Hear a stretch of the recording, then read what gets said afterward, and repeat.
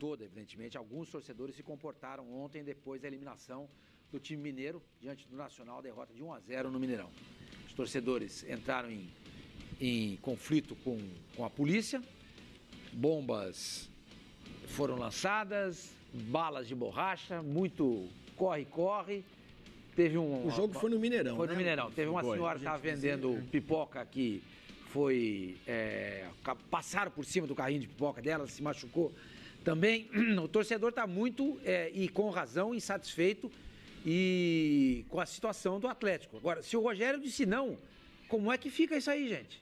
Quem é que vai dirigir o Atlético? Eles vão tentar o BKSS, né? Então, isso que eu ia perguntar, você acabou de ler que o BKSS falou que não... Ele falou que a intenção dele é ficar no Defensa e Justiça. Isso não deve ser uma negociação rápida, mesmo que aconteça, não deve ser uma negociação rápida. O BKSS, ele foi assistente do São Paulo há muito tempo, né? E aí apareceu com esse trabalho agora muito bom, no Defensa e Justiça. Ele já tinha tirado o São Paulo da Sul-Americana lá atrás. Exatamente. Então é um técnico que está aparecendo, né? Agora, não vai ser uma negociação rápida, mas a informação que a gente tem é que a diretoria não tem pressa, assim, não, vou pegar qualquer um. Não, que está escolhendo. Escolheu o Rogério, não deu certo, agora vai tentar esse BKSS, se não der certo, vai pensar em um outro nome. Enquanto isso, vai ficando o Rodrigo lá de interino. O Valentim não teve proposta, não é um treinador que a diretoria quer. Não é o perfil. Não é. Dificilmente. Não é. É um que chegaria demitido. Eu também acho. É trocar 6 por meia dúzia. O Atlético precisa... Dar uma chacoalhada. Né? Chacoalhar. E outra coisa, por mais que o torcedor Atlético vai ficar bravo. Esse ano já foi para o Atlético. Tem a Copa do Brasil ainda. Sim, e talvez pode chegar a Sul-Americana. Todo mundo, a gente sempre tende a falar, todo mundo pode. A gente tende a entender o seguinte: esse time vai ser desmontado, gente. Não vai dar para ficar com esse time aí. Eu acho que uns 5 jogadores saem aí. O Atlético, qualquer coisa que o Atlético fizer agora, tem que ser sem o Rogério Senna, o Oliveira deve estar desembarcando no Santos. Tem que ser pensando em médio e longo prazo, sabe? É limpar a área, é o que você falou. O Rogério Senna não iria lá para fazer isso, entendeu? Porque seria virar boi de piranha mesmo. Então, o Atlético tem de se estruturar, reestruturar. Não deu certo. Muita coisa que o Atlético fez nos últimos anos não deu certo. Recorrer a técnicos jovens não deu. Recorrer a técnico inexperiente, interino, não deu. Recorrer a um veterano, não deu. Usar jogadores muito velhos, não deu. Usar medalhões. A última coisa que deu certo no Atlético foi 2013 ser campeão da Libertadores. E sabe São Vitor. A Copa do Brasil no ano seguinte com o Levir, mas ali também... Tava pronto o time, né? O time tava pronto. Tava naquele embaro da Libertadores. Mas foi um time que ganhou a Copa do Brasil de uma forma muito histórica, mas ao mesmo tempo com um susto atrás de susto, né? Sim. Foi o time das viradas. É o time que tomava... A Libertadores foi assim tomava também. Cacetada fora e ganhava em casa naquela baita correria, loucura. Aquele pênalti do Riascos. Pois o Atlético ganhou a Libertadores, gente, muito menos pelo Cuca, né? Nossa, a estratégia de futebol que o Cuca montou para aquele time e tal, poxa, que coisa maravilhosa, não. O Atlético ganhou aquela Libertadores porque o Ronaldinho estava num momento muito bom, né? Tinha lá Jô jogando, tinha quem mais estava naquele time? Você tinha Bernard bem, um time muito bom. Um time bom e... Gente, o Vitor fez coisa que... Olha, entendeu? São 6 anos mais jovens. O Leonardo Silva, o zagueiro, estava jogando bolão. 36, o Vitor, 33... Marcos Rocha, né? Marcos Rocha. Hever. O Hever jogou super bem, que era o capitão do time. O lateral esquerdo já era. E essa turma tá lá, gente. Não era o Fábio Santos. Não, o lateral esquerdo não era. Lateral esquerdo? O Richarlison jogou muitas vezes improvisado. O Richarlison jogou também improvisado, é verdade. Então, mas enfim, era um time bem mais jovem do que esse. Precisa passar a régua e começar de novo. E o torcedor agora, na rivalidade, ele vê um Cruzeiro, ó. Sim. Né? Sim. Então, a situação, o torcedor tá louco com essa situação que está vivendo nesse momento. O Cruzeiro com 100% de aproveitamento. O Cruzeiro, campeão mineiro. O Cruzeiro, um dos 3 favoritos ao título brasileiro. E o Atlético está ficando. O planejamento foi muito ruim. Júnior César.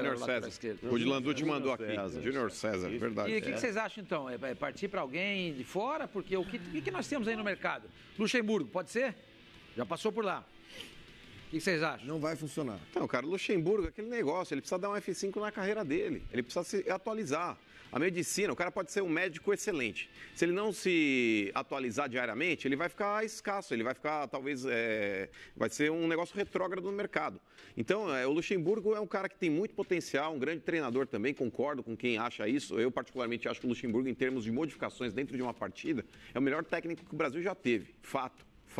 É um cara que consegue enxergar o jogo, ele consegue antever um fato. Então, nisso, é um cara que tem muito mérito. Porém, achar que já está tudo bom, que o futebol precisa se modernizar e ele não. O Vanderlei tem um discurso que eu discordo frontalmente. Eu adoro o Vanderlei, mas ele tem um discurso para mim que o que vocês têm visto hoje eu já fiz em 93. Não é verdade. Tá bom, inventou a bola. Mas é aquela coisa, Flavinho, desculpa entrar até num termo chulo de automobilismo, mas a peça que você inventou na Mercedes de 1970 não vai caber na Mercedes de 2017, entendeu? Mas eu inventei, beleza. Teve o mérito de a Mercedes criar, lá atrás fez um baita no motor, mas fiz um baita turbo em 93. Bota esse turbo hoje. Hoje não cabe, entendeu? É mais ou menos isso, entendeu? Então, assim, o Vanderlei fica com essa pecha de que tudo começou com ele, de que etc e tal. O Vanderlei, bacana.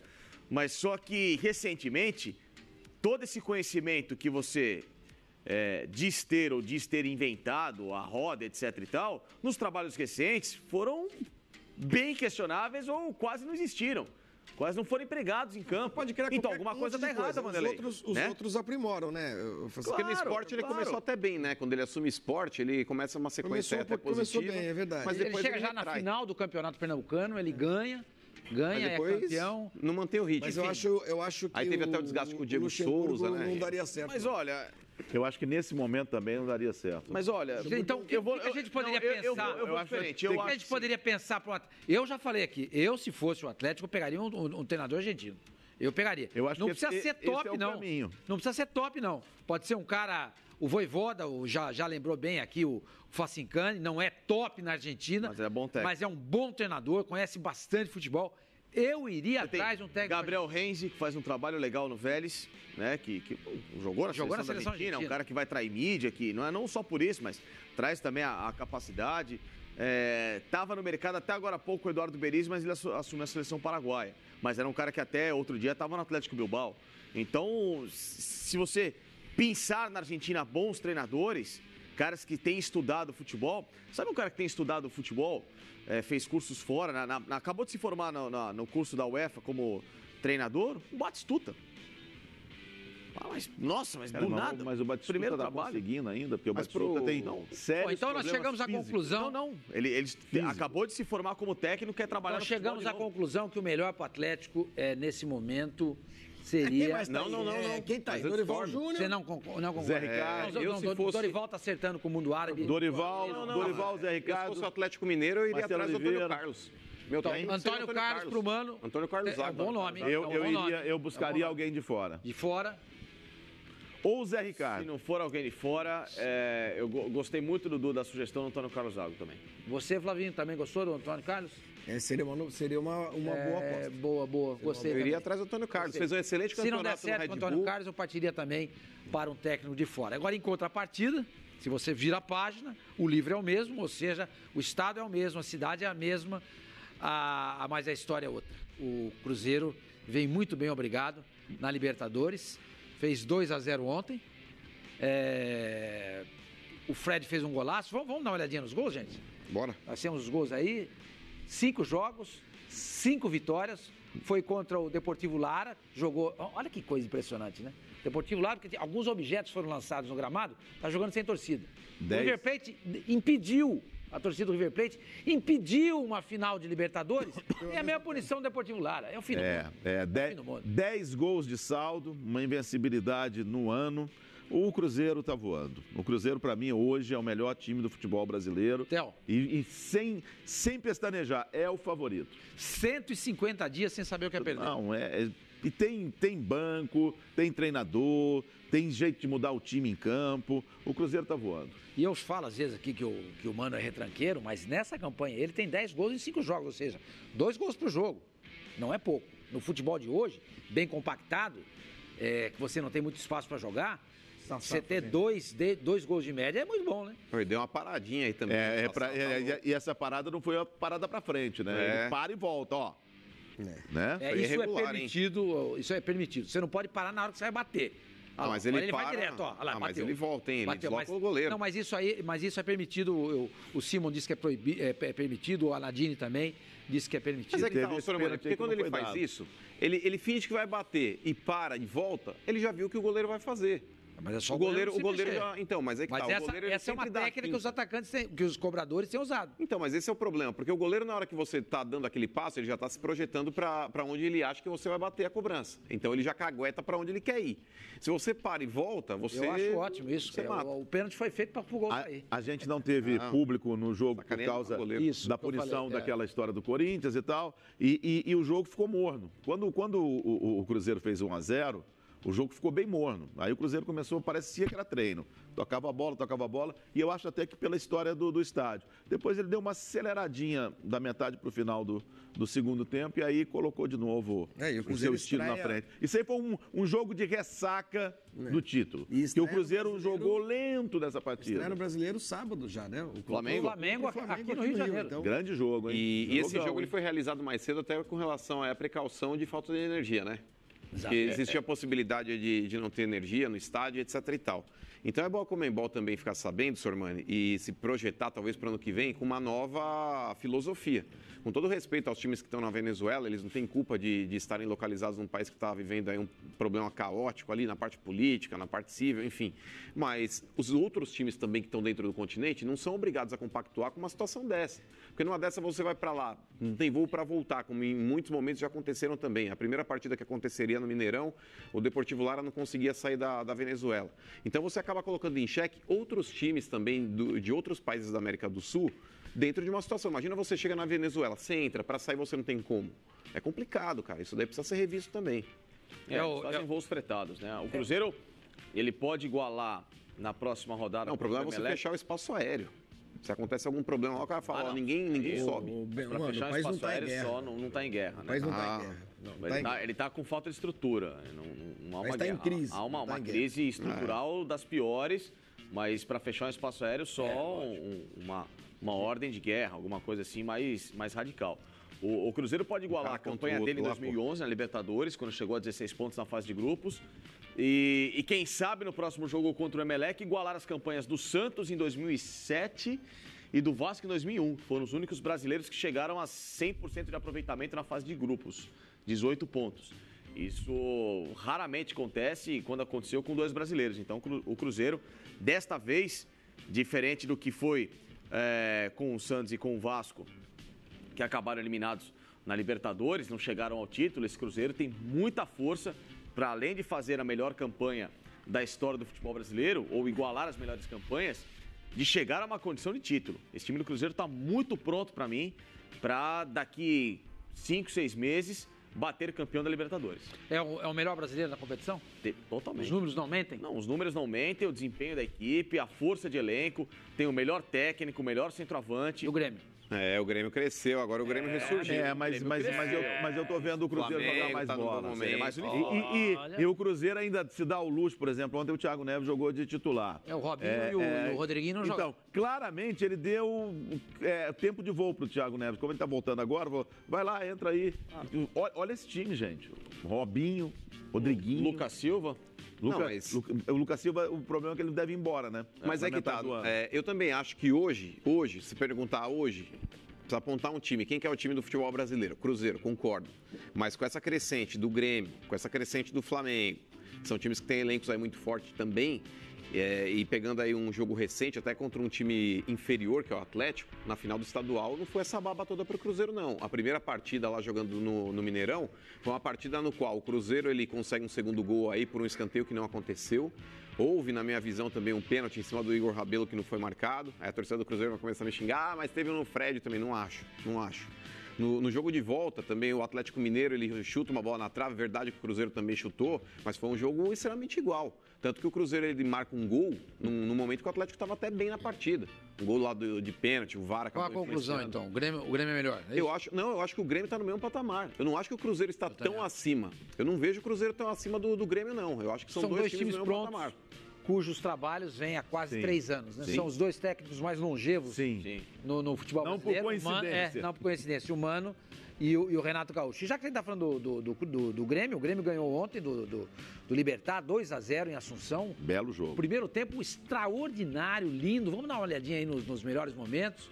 Fez um jogo lindo o Grêmio no primeiro tempo. O Everton, o Cebolinha, né, foi eleito o melhor jogador em campo. Fez os 2 gols. O time perdeu um pouco da sua força no segundo tempo com a saída do Maicon, né? Ele saiu lesionado. Mas esse menino Jean-Pierre, hein? E olha, ele fez uma jogada, aquela no segundo tempo. Quase faz um gol antológico. Não só o Jean-Pierre, mas o Matheus Henrique é de um futuro pro Grêmio impressionante. Exatamente. Outro volante com muito... Aliás, o Grêmio tem formado volantes com muita personalidade, com a camisa do Grêmio. Né? Se for, não deram tão certo alguns exemplos, como o Jailson, que deu uma sumida, está no futebol da Turquia, o próprio Wallace, que está perambulando pela Alemanha e também não consegue jogar, mas quando estiveram com a camisa do Grêmio, ó, o Wallace, Jailson, Michel, Maicon, Arthur, esse Matheus Henrique, só nesse passado recente, de 2016 para cá, foram 5 bons volantes que o Grêmio coloca no mercado. E isso aí a gente tem que colocar na conta do Renato também. Claro. Eu acho que às vezes o Renato vira Deus e não precisa tanto, né? Mas o Renato faz um trabalho excepcional e a diretoria do Grêmio também vai ter um lucro danado, né? Porque o Jean-Pierre, o Matheus, sem falar naqueles jogadores, o Everton, sem falar naqueles jogadores que ele pegou lá em Minas, que não apareciam no ano passado. Ah, me dá esse aqui, me dá esse. E monta o time e a recuperação também de jogadores. Claro. Então, eu acho que o Renato ele faz um belo trabalho armando o time, montando o time e tal, e faz um belo trabalho também valorizando o elenco e que no futuro vai dar muito dinheiro para a equipe do Grêmio. E tem uma química, né? Entre ele e o grupo, essa lua de mel não acaba, felizmente, para o Grêmio, né? Então, tudo que ele fala, os jogadores acatam, os dirigentes também, o torcedor acha ótimo. Agora, o André ontem não queria sair de campo. Não, mas foi por causa de uma bola do escanteio. Ele queria permanecer, escanteio. Né? Mas o Renato já chamou a atenção dele na hora. Fumada, né? Já tomou uma fumada na hora e acabou. Agora, assim, não é colocar uma culpa num desempenho que até então no ano não era legal do Grêmio no Luan, mas também não é uma coincidência, né? Porque o Luan prendia demais o time do Grêmio com a forma física dele. E como eu sempre falei, o Luan, olha a diferença. O Jean-Pierre tem esse tipo de atitude hoje. Não só o lado físico, mas ele é um meia que infiltra na área, que vai chegar na condução de criação da jogada e decidir pela velocidade também. O Luan, pra mim, ele sempre foi mais um atacante, um último cara pra finalizar do que um cara pra conduzir jogo. Ele pra jogar atrás do centroavante, isso, como ele fazia no Grêmio de 2017. Por que ele deu certo? Porque aquele Grêmio tinha meias que criavam pra ele. Esse Douglas, né? Enfim, o próprio Maicon chegava mais à frente. O Luan, quando deram a responsabilidade, você conduz o Grêmio, você é o maestro, esquece. Mas eu acho que o problema do Luan estava mais era em foco. Tá mais no foco. Eu acho que essa dura que o Renato deu nele, de falar, amiguinho, senta aqui no banco, fica afastadinho, é para falar assim, volta a ter foco. Mas acho que além do foco, é uma característica do Theo. Eu acho que a visão dele ficou mais fora de campo. Sim, e não dentro de campo. Que isso contribuiu, não tem dúvida. E aí arrebentou com ele. Que isso contribuiu, não tenha dúvida, mas desde o jogo... Olha o PP, a jogada do PP. Parecido com o que está acontecendo com o Caçares, só que o Luan joga muito mais do que o Caçares.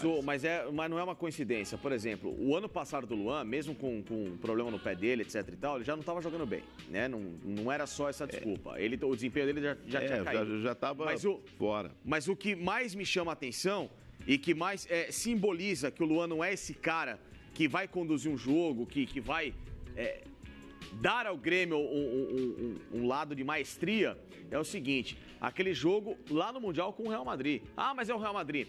Naquele jogo, o que o Luan prendeu o bola, que ele matou o Grêmio de uma possibilidade de tentar usar um pouquinho em relação ao time que era muito mais forte, tentar fazer um resultado que fosse utópico, mas aquele jogo que ele sente o poder de marcação do rival também pela falta de dinamismo dele. Mas aquele jogo lá, o Facincani, a gente tem que contextualizar também, porque o Arthur, que era o melhor jogador do time, não jogou. Então, é isso que eu tô falando. Ele era um cara que chamava a responsabilidade, tirava um pouco do foco do Luan, ele dividia a marcação. Claro, então. A partir do momento que não joga o Arthur, a marcação concentrou em cima do Luan. Mas é isso que eu tô falando. Mas pra você ver como o Luan era um atacante. Se ele fosse esse baita meia, mesmo na ausência do Arthur, ele seria um cara que conseguiria fazer rodar um pouco melhor a bola.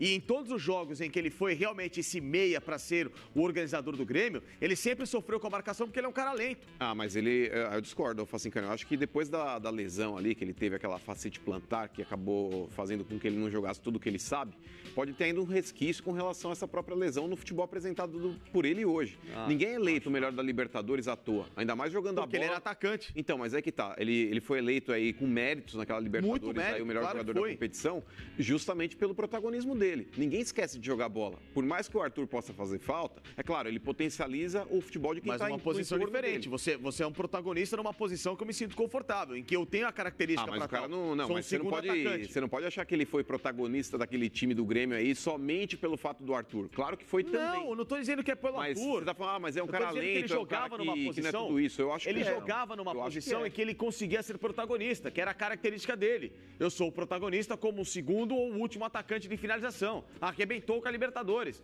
Agora, não faça do Luan ser um meia de condução de bola, etc e tal, porque ele não é pra isso. Não, se ele tiver com foco, ele pode até ser. Eu também acho. O problema do Luan foi foco total. Foco total. Vamos ver se o Renato consegue recuperar o Luan, porque é uma joia sem dúvida, da equipe gremista e é um jogador que, inclusive, é um ativo do clube, né? E se o Renato não conseguir, ninguém consegue, né, Sormani? Porque o que ele fez com esse time do Grêmio aí, cara... o Maicon, o Cícero, o Cortez, o Léo Moura. Só depende dele. Vamos mostrar a classificação para ver como é que tá essa classificação do Grupo H, né? Acho que é o Grupo H. O Grêmio agora vai receber na última rodada o Católica, que é o time que está brigando com ele por essa segunda vaga, uma vez que o Libertad já está classificado. Olha lá. Hoje vão jogar Rosário e Católica na Argentina. Mesmo que, digamos que o Rosário ganhe o jogo. Ainda não está resolvida a situação para o Grêmio, porque na última rodada, se o Católico ganhar do Grêmio, ele classifica. Grêmio e Universidade Católica disputam uma vaga direta pela vaga. É uma decisão. Se a Católica ganhar hoje do Rosário, o Grêmio matematicamente com uma vitória vai a 10 e a Católica fica com 9. Como é que é? Sim. A Católica e Grêmio depende. Sim, claro. Os dois dependem de si. Cada um depende de um resultado. Hoje, se a Católica pode até perder. Ela pode jogar pelo empate. Ela pode até perder, que vai depender dela também. Essa que é a diferença. Claro. A Católica pode jogar pelo empate contra o Grêmio na última rodada, se ganha o jogo hoje, por exemplo. O ideal para a Católica aí... Não muda nada, nem saldo de gols, estou dando uma olhada aqui, nem nada. É pontuação mesmo. Não adianta. O negócio é o seguinte, Católica vai ter que jogar para... Se perder essa noite, vai ter que jogar para ganhar, e se ganhar, vai ter que jogar do Rosário, vai ter que jogar para o empate contra o Grêmio em Porto Alegre. Isso. Eu acho que a situação do Grêmio é ótima. O Grêmio, inclusive no jogo no que termina aí a fase de grupos, aí, o Grêmio vai atropelar a Católica. Eu acho que a Católica já rodou. A chance que a Católica tinha de poder se sobressair nesse grupo, ela deixou passar. Agora tá lascado. Lembrando que se a Católica empatar hoje, vamos de novo, se empatar vai a 7 pontos. E aí quem joga pelo empate é o Grêmio. Por causa do saldo de gols. Por causa do saldo de gols, exatamente. A situação no Grêmio está muito boa. Quer dizer, o Grêmio sai do fundo do poço. Muita gente achava até que o Grêmio não teria condições de se classificar para a fase de mata-mata. E está praticamente classificado. Eu não consigo imaginar o Grêmio fora pelo futebol que ele vem jogando. Pelo futebol que ele vem jogando nos últimos anos, não é agora. Não, e o jogo de ontem é para dar moral, né? O jogo de ontem é para dar moral, porque ganhou bem, jogando bem, dominou o tempo todo. Quer dizer, eu vejo também o Grêmio classificado. Eu acho que sempre tem um brasileiro que fica fora na fase de grupos. Esse brasileiro já ficou, é o Galo. É verdade, hein? Sempre tem um brasileiro que cai na fase de grupos ou na pré, né? Libertadores, 2 brasileiros eliminados. O Atlético e o São Paulo, que são os 2 times que entraram na fase inicial da Libertadores. O Atlético passou para a fase de grupos, foi eliminado agora, e o São Paulo não chegou sequer à fase de grupos. E isso diz muita coisa também, né, Flavinho? Porque geralmente os times que pegam aquelas últimas vagas da Libertadores são times aí piores. Geralmente o G4 é muito mais qualificado aí, realmente, aí mostra muito mais potencial do que aqueles times que pegam aquela rebarba, aquela sobra lá, quinta, sexta vaga, enfim. Mas, de fato, é decepcionante ter um time do tamanho do Atlético Mineiro, até com um time que tem, pode ser velho, enfim, mas não dá pra desqualificar também o potencial que tem esse time do Atlético. Ficar na primeira fase é ridículo. Nada de... Não, fraco. Né? Bom, então o Grêmio a gente entende que está classificado. Eu não acho que está classificado. E o Internacional, vamos falar, o Internacional joga hoje à noite com a Aliança Lima. Já está classificado. Já está classificado. E tem uma euforia no Peru, porque... uma euforia no país, entendeu? Assim. O Peru está agitado, Facincani. Teve um agito. Existe uma agitação no Peru. Exatamente. Porque o Guerreiro voltou à sua terra, vai jogar contra o Aliança Lima. Ele começou no Aliança Lima, é torcedor do clube peruano. E diz que se fizer um gol não vai comemorar, em respeito ao Aliança Lima. Enfim, há um sentimento idílico nesse momento entre peruanos e Guerreiro, que sempre foi assim, na verdade, mas agora ele aparecendo lá com o Internacional para o jogo dessa noite. Vamos dar uma ouvida aí. O Gudrian falou e conversou com o Guerreiro sobre esse momento dele no Peru. Eu hoje estou defendendo as cores do Internacional, onde eu me sinto feliz, muito bem, mas não deixo de pensar que eu torço para a Aliança Lima. E amanhã vai ser um momento especial, mais difícil também, né? Mas eu tenho... o futebol é meu trabalho, eu me devo ao meu time, o Inter, e eu tenho que fazer o melhor para meu time. Né? Nesse momento, a gente está lutando, bom, já estamos classificados, mas... é um jogo importante para nós confirmar nossa classificação primeiros. Então, vai ser um jogo importante, mas sabendo que a responsabilidade é que a gente precisa ganhar os 3 pontos. Eu não me sinto assim, que é muita idolatria. Eu sinto muito carinho por mim, pelo que eu passei, pelo que eu vivi, pelos jogos da seleção, pela classificação que tivemos agora na Copa do Mundo. O povo do meu país sente muito carinho por mim e eu fico muito agradecido com todo mundo aqui. E minha única forma como posso agradecer é dentro do campo, matando pela minha seleção. Então, eu estou muito agradecido com o povo aqui, porque me brinda muito carinho, muito apoio e bom, meu agradecimento, como eu falei, é dando a vida dentro do campo, jogando pela minha seleção também. Né? Quando eu tenho a possibilidade de entrar em campo jogando pela minha seleção, todas essas lembranças que eu tenho, entro no campo pensando que tem muita gente torcendo por a gente, por a seleção. Então, é dar alegrias para essas pessoas, do mesmo jeito que jogando pelo Inter. Vou para o estádio, vejo as pessoas querendo que o time ganhe, torcendo, e quer dar essas alegrias para o povo. Né? Então, tu tem que dar o melhor. A mesma coisa com a seleção. E com respeito a se eu vou comemorar amanhã, não, né? É claro, vai ser um momento, como eu falei, é difícil, não é fácil não, mas hoje me devo a meu time, ao Inter, e tenho que ter responsabilidade de que a gente amanhã precisa dos 3 pontos. Mano, ele ou o Leandro Damião, que é melhor? O Guerreiro. O Guerreiro, tecnicamente, é um jogador que... Não, eu acho o Leandro Damião um goleador também. Mas, tecnicamente falando, o Guerreiro é mais jogador, né? Ele é mais técnico, ele dá um pouco mais de opções, ele sai mais da área também. Ele consegue fazer até aquele papel de pivô no meio campo, coisa que o Jô fez muito bem também no Corinthians, dar aquela casquinha para pegar um jogador mais rápido de lado de campo. O Guerreiro tem essa qualidade aí. E é impressionante o que ele é querido lá no futebol peruano, hein? Hoje é o principal jogador da seleção, né? Fato. Olha lá. A chegada dele... ele é ídolo. Em Lima... É impressionante. A idolatria, o carinho que o torcedor peruano tem pelo Guerreiro é uma coisa impressionante. Só se fala no Guerreiro. Não, ele é ídolo, ele fez assim, ele se preocupou em trabalhar a imagem dele também lá, tem um monte de projeto social, quer dizer, ele é um ídolo completo. A gente vê o Pizarro, né, que está encerrando a carreira no futebol alemão, que, sei lá, é difícil colocar... Né? Pizarro, Cubijas, talvez os 2 maiores jogadores da história do Peru, esses 2. E depois vem o Guerreiro, e o Guerreiro ainda tem aí um tempinho para caminhar, né? Mas principalmente pela classificação do Peru para a última Copa do Mundo, cresceu o Guerreiro, mas já era ídolo, né? Os 2 jogaram na Aliança Lima, né? O Pizarro em 99 e o Guerreiro depois... O Guerreiro só na base, 2000, né? O Guerreiro não chegou a jogar no profissional, no Aliança Lima. A gente estava falando sobre isso hoje no Bom Dia Fox. Ele saiu com 17 anos para o Bayern de Munique. Isso, para jogar no Bayern de Munique 2. Ele se formou no Aliança Lima e tudo mais, mas não chegou a jogar como profissional. Mas na seleção mesmo, Flavinho, naquele episódio... A mãe do Guerreiro. Então, era até dela que eu ia falar agora a respeito, viu, senhor Mano? Porque naquela época que o Guerreiro caiu no doping, que existia ou não a possibilidade do Guerreiro ir para a Copa do Mundo, tinha aquele entreveiro todo, a mãe do Guerreiro deixou claro aí que o Guerreiro não estava tendo aí o apoio e o respaldo da seleção peruana e dos atletas que estavam na seleção. Sim.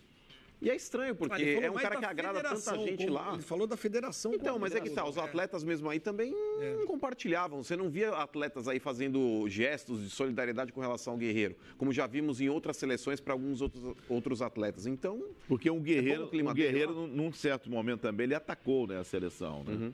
Ele atacou para se defender. E eu nem sei como é que vai ficar a relação dele em termos de seleção peruana agora. Eu acho que talvez por isso os jogadores deram uma recuada, mas estão errados. Mas talvez por isso, né? Vamos até Lima, no Peru. O Gudrian Neufert está lá, vai acompanhar o jogo desta noite do Internacional contra o Aliança Lima. Vai lá com você, Gudrian. Olá, amigos do Fox Sports Rádio, tudo pronto aqui na capital peruana para o jogaço entre Alianza Lima e Internacional de Porto Alegre. O Alianza tenta uma vaga na Copa Sul-Americana, para isso precisa ficar em terceiro lugar do Grupo A. Hoje é o Lanterna. Já o Internacional precisa da vitória para garantir o primeiro lugar do grupo com uma rodada de antecipação para o fim da primeira fase. O Inter vai ter uma modificação no time titular, a entrada do argentino Martín Sarrafiori, para dar mais toque de bola, mais cadenciamento a uma equipe muito veloz e intensa, de acordo com a própria torcida colorada. O Internacional tem na sua estrela Paolo Guerreiro, que parou o Peru desde o desembarque do Internacional aqui no início da semana. No aeroporto, mais de 500 torcedores.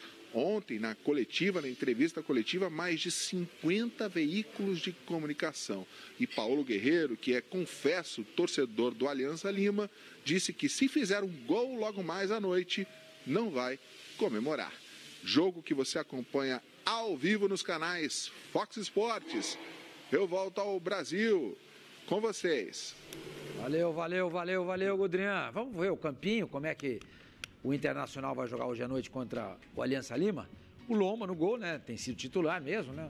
O Zeca, o Moledo e o Vitor Cuesta, que para muita gente é a melhor zaga do futebol brasileiro, ao lado de Jeromel e Kahneman. Eu também. Iago na lateral esquerda. Aí no meio campo você tem o Rodrigo Dourado mais centralizado, o Edenilson pelo lado direito e o Patrick pelo lado esquerdo. E os três atacantes, Sarrafiori, o Guerreiro e o Nico Lopes. Escuta, gente, eu queria dizer o seguinte, todo mundo fala no Cruzeiro, no Grêmio, no Flamengo e no Palmeiras. Pouca gente fora no Internacional. Vocês não acham que a gente subestima um pouco? Acho. O time do Internacional cresceu muito nas mãos do Odair Helman. É um bom treinador. O que o Inter em muitos momentos precisa é controlar o lado psicológico no jogo. Ele faz 2-0 e dá uma relaxada. E aí isso às vezes, principalmente nesses últimos jogos contra o River Plate e o Palestino, causou um baita susto no torcedor, né? No empate do River e no jogo do Palestino, um 2-2 ali. O Palestino não era um time bom, para o Inter depois conseguiu o gol no segundo tempo. Então, o que falta ao Inter em alguns momentos é manter a constância, manter o psicológico e se preocupar menos com a arbitragem. Acho que o Inter cai muitas vezes na pilha, na pressão do adversário. É um time que em muitos momentos se desequilibra com facilidade.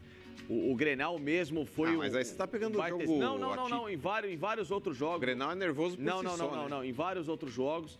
Acho que o time do Internacional cai muito na pilha. Parece Libertadores, eu não lembro é um time que é um time inseguro. Espanado. Não, mas é um time que dentro de campo teve o jogo contra o River, que ele cedeu o empate contra o Palestino mesmo. Ele abre 2-0, toma 2-2, o Palestino estava jogando super bem. É um bom time, mas com relação à arbitragem. O Internacional é muito bom time, mas ele é inseguro, psicologicamente falando.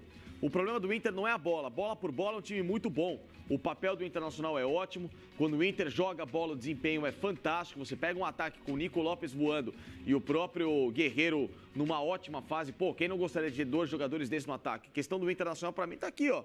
É o mental. Se o time do Inter passar a ser menos passional e mais frio, ele vai muito longe na Libertadores. Eu acho que esse time do Internacional vai dar muito trabalho na Libertadores. Eu não coloco ainda no mesmo nível do Grêmio, do Cruzeiro e o Flamengo que está aparecendo, mas é um time muito, muito forte. E o Palmeiras também, né? A gente pode tirar o Palmeiras. A gente não fala do Palmeiras, o Palmeiras vai jogar na quinta-feira.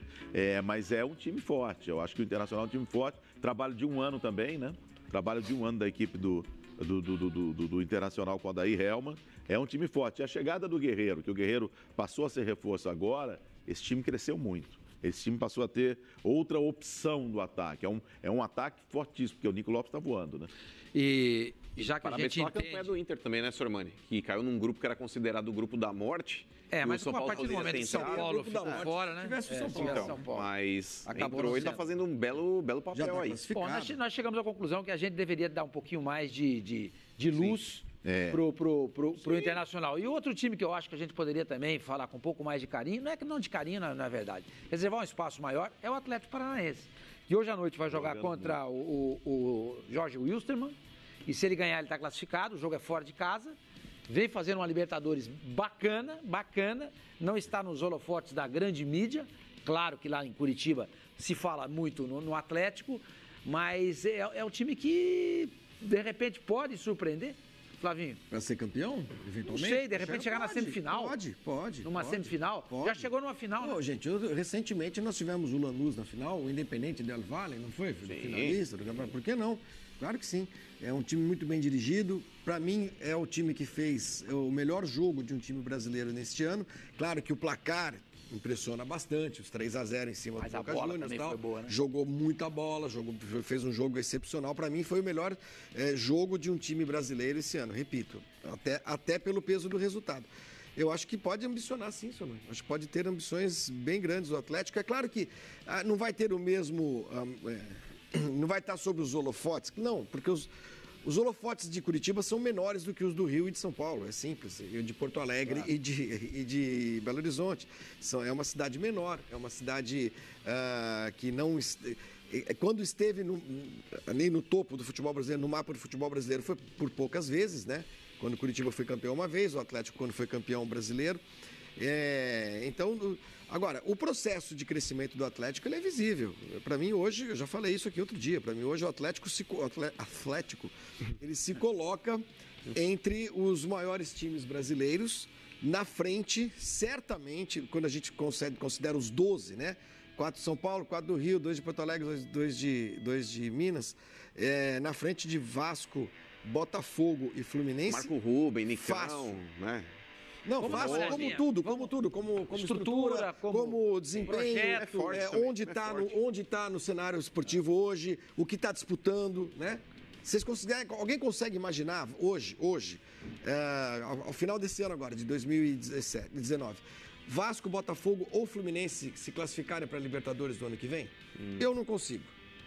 Agora, você consegue imaginar o Atlético de novo se classificar para a Libertadores? Sim. Eu consigo. Então, é a realidade hoje. O Atlético é uma... Vamos ver como é que vai jogar o Atlético essa noite. Nós temos um campinho aí do Furacão. Santos, para mim, é um tremendo goleiro. Jonathan já tem uma experiência de Libertadores, foi campeão com o Santos. O Thiago Heleno não vai jogar, está sendo preservado. Vai jogar o Paulo André, nem viajou. O Paulo André não muda nada, né? Porque são 2 jogadores experientes. O Léo Pereira, um tremendo jogador da base. O Renan Lodge, base também. Camacho, que era do Corinthians e está jogando super bem lá no Atlético. O Cittadini vai jogar no lugar do... Meu Deus do céu. Do Lúcio Gonzalez, está com problema muscular, mas há a possibilidade também do menino lá do argentino jogar.